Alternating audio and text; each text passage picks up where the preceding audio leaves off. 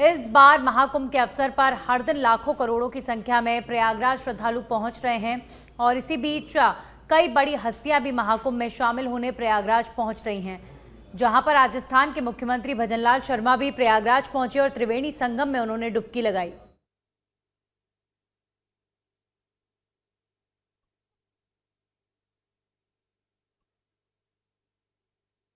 त्रिवेणी संगम का अवलोकन भी किया गया, तो वहीं संगम घाट पर मां गंगे की पूजा अर्चना भी की गई। साथ ही सीएम भजनलाल शर्मा ने राजस्थान मंडप में संतों का अभिनंदन कर आशीर्वाद लिया।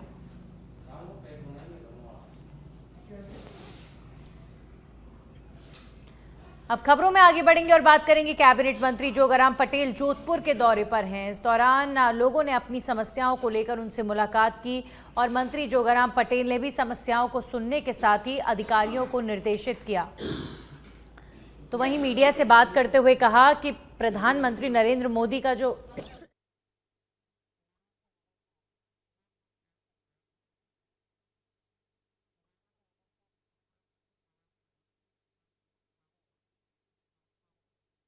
वो वर्तमान सरकार यशस्वी भजनलाल जी के नेतृत्व में हमारे विश्व के सम्मानीय नेता आदरणीय नरेंद्र मोदी जी का जो विजन है कि चुनावों की वजह से विकास के कार्य अवरुद्ध नहीं होने चाहिए, चुनावों की वजह से अनावश्यक आर्थिक भार नहीं पड़ना चाहिए, चुनावों की वजह से प्रशासनिक लवाजमा है, प्रशासनिक अधिकारी है, कर्मचारी है, वो लंबे समय तक सरकारी कार्य की ड्यूटी से दूसरे कार्यों में या चुनाव कार्यों में नहीं लगना चाहिए और चुनाव की वजह से समाजों में, व्यक्तियों में आपसी सामंजस्य और भाईचारा बना रहना चाहिए। इसको ध्येय को ध्यान में रखते उन्होंने 1 इलेक्शन 1 स्टेट का संकल्प दिया। हमारे यशस्वी आदरणीय भजनलाल जी शर्मा साहब का यही संकल्प है कि हम भी 1 प्रदेश 1 इलेक्शन या 1 स्टेट 1 इलेक्शन के फॉर्मूले पर चल रहे हैं और इसी अनुसार वो हम 2 कदम आगे भी बढ़े हैं।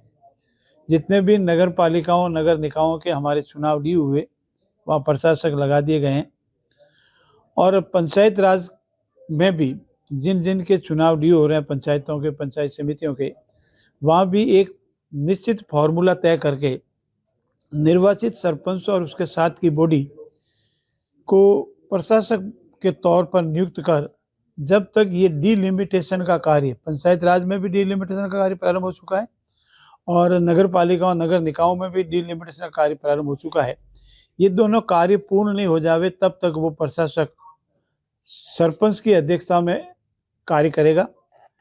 उसका ग्राम सेवक जो वीडियो है वो उसका प्रभारी सेक्रेटरी रहेगा और ये व्यवस्था जब तक चुनाव प्रारंभ होकर के संपूर्ण नहीं हो जावे तब तक रहेगी और हमारा संकल्प है कि 1 स्टेट 1 इलेक्शन पर हम कायम रहेंगे। अब खबरों में आगे बढ़ेंगे और बात करेंगे। झुंझुनू से बड़ी खबर आ रही है। चिकित्सा विभाग की तबादला सूची बन गई है मजाक। इंद्रपुरा से एएनएम इंद्रावती कहां पर जाए पता ही नहीं, ट्रांसफर आदेश में लिखकर आया हास्यास्पद नवीन पदस्थान। लिखा, झुंझुनू जिले से बाहर दूर स्थान पर 203 एएनएम की तबादला सूची में 143 नंबर पर नाम इंद्रपुरा उदयपुर वाटी से किया झुंझुनू जिले से बाहर, लेकिन पदस्थापन जगह नहीं की गई अंकित। अब इंद्रावती कहां जाएगी किसी को पता नहीं। सोशल मीडिया पर वायरल हो रही है ये तबादला सूची। इस बार जो तबादला सूची बनी है उनमें कई तरीके की त्रुटियां देखने को मिल रही हैं। यानी तबादला सूची क्या जल्दबाजी में बना दी गई है जो इस तरह की त्रुटियां इतनी बड़ी तबादला सूचियों में देखने को मिल रही हैं। ये चिकित्सा विभाग में तबादला सूची में गड़बड़ी देखने को मिल रही है। इससे पहले वन विभाग की तबादला सूची में परेशानी देखने को मिल रही थी। तो इस तरीके से तबादला सूची जारी करने के बाद ऐसी त्रुटियां कहीं ना कहीं सवाल खड़े करती हैं कि क्या कार्य जब किया जाता है, इतना बड़ा कार्य, उसके बावजूद भी गंभीरता से नहीं किया जाता क्या? तो चिकित्सा विभाग की तबादला सूची यहां पर मजाक बनकर रह गई है।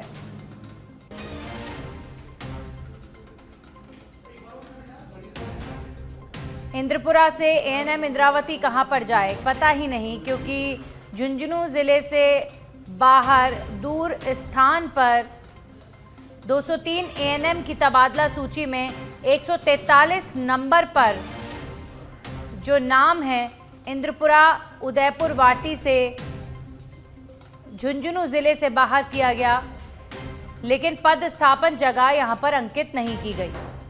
तो अब ये जो नाम है, ये इस नाम का व्यक्ति जाए कहां, इंद्रावती कहां पर जाए, ये बात किसी को नहीं पता।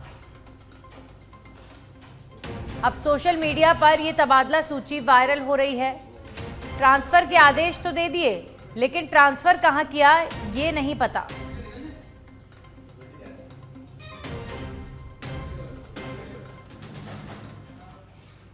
अब खबरों में आगे बढ़ेंगे और बात करेंगे झुंझुनू शहर के बीचों बीच स्थित काना पहाड़ी में पिछले दिनों आंदोलन के बाद खनन बंद करवा दिया गया था, लेकिन एक बार फिर खनन शुरू करने की चर्चा से यहां के लोग सहमे और डरे हुए हैं। साथ ही प्रशासन पर लीज धारकों के साथ मिलीभगत कर गलत तरीके से नियम विरुद्ध खनन शुरू करवाने का आरोप भी लगा रहे हैं। आपको बता दें कि इस मामले में जब खनन बंद करवाया गया था, तब प्रशासन ने अब तक के हुए नुकसान की भरपाई का आश्वासन दिया था। अतिरिक्त जिला कलेक्टर ने नुकसान का सर्वे कराने की बात कही थी, लेकिन 1 महीने बीत जाने के बाद भी न समिति बनाई गई और ना ही सर्वे कराया गया। सर, हमारे ब्लास्ट होने से हमारे मकान में पूरे में दरारें आ गई है, पट्टियाँ टूट चुकी है। रात 12 घंटे 24 घंटा ब्लास्टिंग हो रही है। हम लोग को रात को दिन में सबको डर लग रहा है सोने में, कभी ब्लास्ट कभी मकान ना गिर जाए हमारे ऊपर। प्रशासन तो अभी तक कुछ भी सुनाई नहीं हमारी कर रही है, ना कोई सर्वे आया ना कुछ और आया। प्रशासन ये रिक्वेस्ट है कि पहाड़ बंद करा जाए और दोबारा से ये सुनने हमारे के वापस चालू कराए। अगर हम लोग को मारने सकते तो सीधे मार दो ना, इसे डरा क्यों मारे हो। रात और दिन हम लोग को डर लगता है, ब्लास्ट होता है, रात को भी होता है, दिन में भी होता है, 24 घंटा ब्लास्ट हो रहा है। मेरे मकान के अंदर सर देखो पट्टियाँ टूट चुकी है, मकान के अंदर दरारें आ चुकी है और पास में गाड़ी भी निकलती है, ऐसा लगता है कि पट्टियाँ हमारे ऊपर गिर जाएगा, पूरा मकान गिर जाएगा हम लोग के ऊपर। अभी हम लोग कैसे करा के ये सही कराए। रात को कम से कम 1 बजे के बाद में ना सुरंग चालू होती है, इतनी जोर की आवाज आती है कि पूरा घर हिलने लगता है और उससे डर लगता है कि कभी बाई चांस कभी नीचे ना गिर जाए मकान।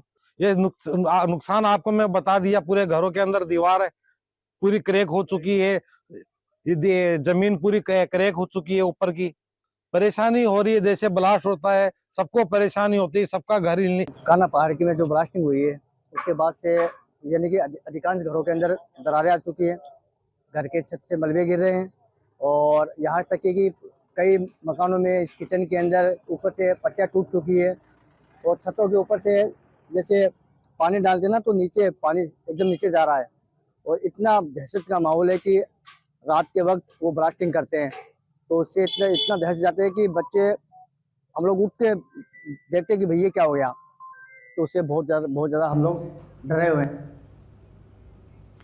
वहीं इसरो की ओर से कोटा के रामगंज मंडी में विक्रम साराभाई अंतरिक्ष प्रदर्शनी का आयोजन किया गया, जिसमें चंद्रयान से लेकर मंगलयान तक की जानकारी प्रदर्शित की गई है, जहां करीब 17,000 छात्रों ने प्रदर्शनी को देखा। इस दौरान विक्रम साराभाई अंतरिक्ष प्रदर्शनी को लेकर शिक्षा मंत्री मदन दिलावर ने इसरो की उपलब्धियों पर गर्व व्यक्त किया। उन्होंने कहा कि भारत चंद्रमा के दक्षिणी ध्रुव पर पहुंचने वाला विश्व का पहला देश बना है, जहां चंद्रयान ने सफलतापूर्वक तिरंगा लहराया। इस प्रदर्शनी में space application centre ISRO Ahmedabad के वरिष्ठ वैज्ञानिक परेश सरवैया के नेतृत्व में 10 वैज्ञानिकों की टीम मौजूद रही। तो वहीं मंत्री दिलावर ने सभी वैज्ञानिकों का पुष्पमाला पहनाकर और स्मृति चिन्ह भेंट कर सम्मान किया।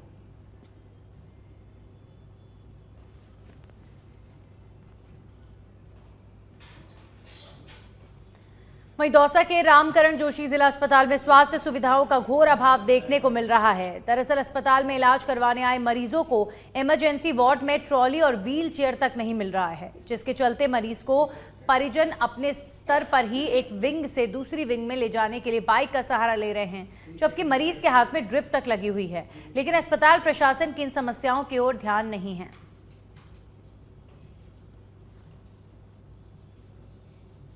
वहीं सिरोही के पिंडवाड़ा से बड़ी खबर है। मुनिया बांध में तैरता दिखाई दिया महिला का शव।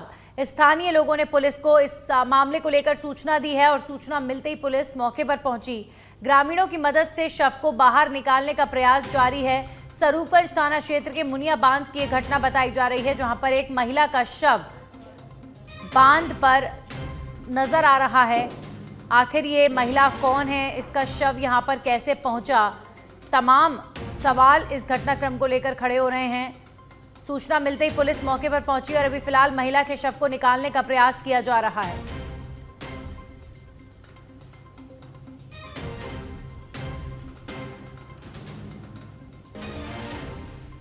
बात करेंगे बांसवाड़ा के अर्थूना थाना क्षेत्र में युवक की पीट कर हत्या करने का मामला सामने आया है। तो वहीं हत्या का आरोप युवक की प्रेमिका के परिजनों पर लगा है। घटना की सूचना मिलने पर पुलिस मौके पर पहुंची और शव को पोस्टमार्टम के लिए अस्पताल भिजवाया गया है।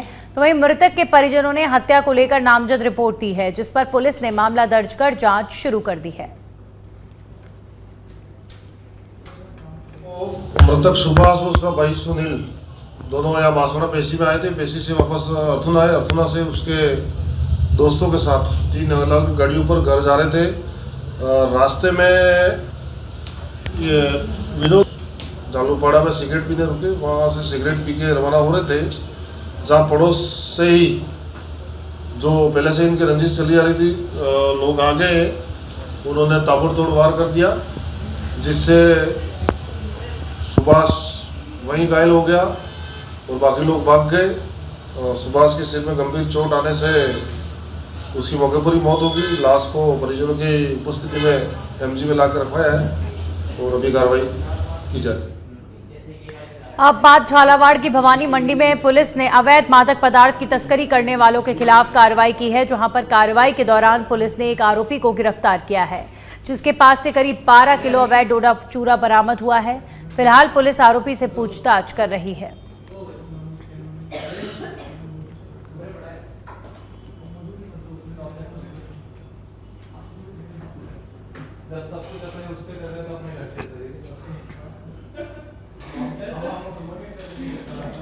तो झालावाड़ में 11 किलो 805 ग्राम डोडा चूरा बरामद हुआ है। मादक तस्करों के खिलाफ पुलिस ने कार्रवाई की है और एक आरोपी को गिरफ्तार भी किया है।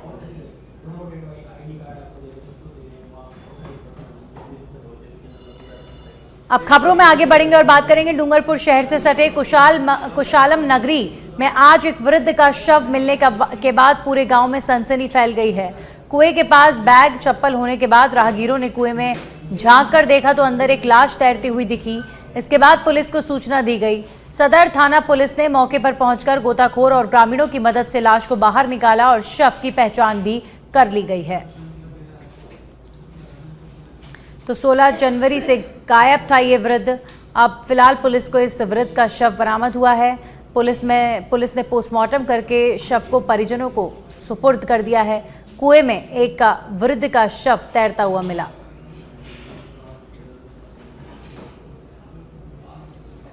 वहीं चित्तौड़गढ़ के बेंगू में पारसोली थाना पुलिस ने अवैध मादक पदार्थ तस्करों के विरुद्ध प्रभावी कार्रवाई की है।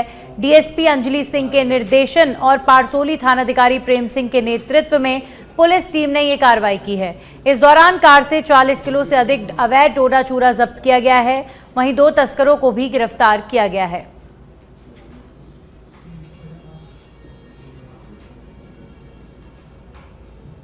वहीं डीडवाना के बलदेव राम मिर्धा किसान विश्राम गृह में आज भारत की जनवादी नौजवान सभा का प्रथम जिला स्तरीय सम्मेलन का आयोजन हुआ। इस सम्मेलन में नवीन कार्यकारिणी का गठन किया गया और पदाधिकारियों को जिम्मेदारियां भी सौंपी गईं। बैठक में प्रदेश स्तरीय अनेक नेता शामिल हुए। बैठक में देश के वर्तमान राजनीतिक हालात और बेरोजगारी, महंगाई, आर्थिक असमानता, सांप्रदायिकता के साथ ही किसानों, मजदूरों और विद्यार्थियों की समस्याओं पर चिंतन मनन किया गया।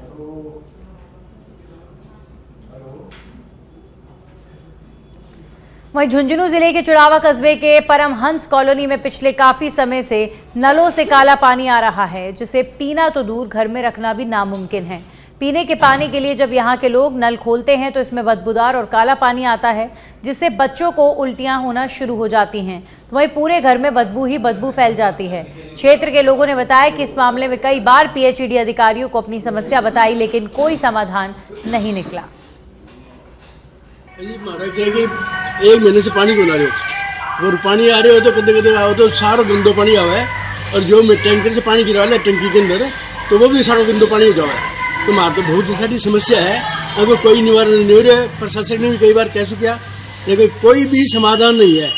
सारा परेशान है, पूरा मोहल्ला सब बीमार हो रहा है। मतलब ये गंदा पानी से है, इतनी बीमारियां हो रही है लोगों के, कुछ मत। हमारे वार्ड में पानी की बहुत बड़ी समस्या चल रही है। 1 महीने से लगातार गंदा पानी आ रहा है, जो भी पानी आ रहा है वो गंदा आ रहा है और उसमें हमारे स्वास्थ्य के ऊपर बहुत बड़ा प्रभाव पड़ रहा है। ना तो हम इसको काम में ले पा रहे हैं, ना हमारी कोई काम हो रहा है।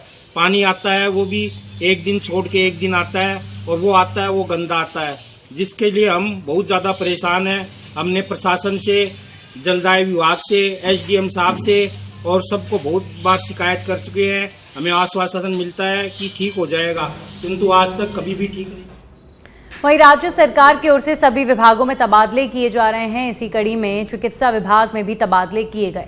गीसगढ़ अस्पताल में कार्यरत 4 डॉक्टरों का गीसगढ़ से अन्य जिलों में तबादले किए गए हैं, लेकिन वापस गीसगढ़ में एक भी डॉक्टर नहीं लगाया गया है, जिसके चलते मरीजों को परेशानियों का सामना करना पड़ रहा है, जिसे लेकर गीसगढ़ अस्पताल के गेट पर लोगों ने प्रदर्शन किया और अस्पताल में डॉक्टर लगाने की मांग की गई है।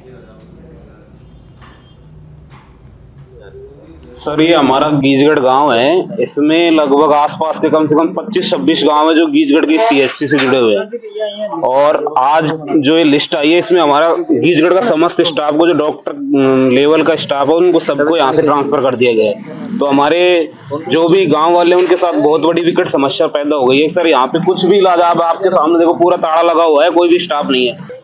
गीजगढ़ सिकराय विधानसभा की सबसे बड़ी ग्राम पंचायत है। लगभग 25-30 गांवों के बीच में गीजगढ़ आप देख रहे हैं स्थित है। और आज हमने सुनने में आया कि गीजगढ़ में जो भी डॉक्टर कार्यरत थे, 4 डॉक्टरों का एक साथ ट्रांसफर हो गया और उनकी जगह किसी भी डॉक्टर को यहाँ पर नहीं लगाया गया है। अभी यहाँ मरीज आ रहे हैं, उनको देखने वाला भी कोई नहीं है। आप देख सकते हैं पूरा हॉस्पिटल सूना पड़ा हुआ है। भाई ने अस्पताल में दवाई ले कोई डॉक्टर कौन कहीं मरा का परेशानी हो रही परेशानी हो रही खूब जोर की। हमारा तो बाघ बीमार हो रहा है। डॉक्टर कौन? यहाँ डॉक्टर कौन? अभी हमारे डॉक्टर साहब हैं, जो 4 डॉक्टर साहब हैं, चारों का ही ट्रांसफर हो गया अभी। तो अभी आज तो कोई भी डॉक्टर साहब आए नहीं है। अभी तो पेशेंट आ रहे हैं, जा रहे हैं, कोई इमरजेंसी आ रही है, जैसे मान लो एक अभी एक्सीडेंट का आया था तो ड्रेसिंग वगैरह तो कर दी, बाकी तो दिखाने के लिए फिर उनको आगे जाना पड़ रहा है।